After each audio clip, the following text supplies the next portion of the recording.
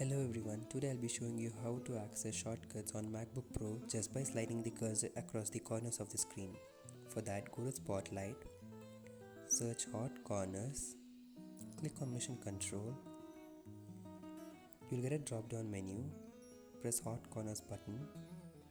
You will get 4 options, each option for each corner. Bottom left,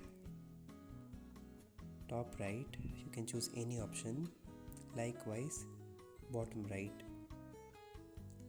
After selecting your desired option, press OK. Take your cursor to top left, you will get mission control.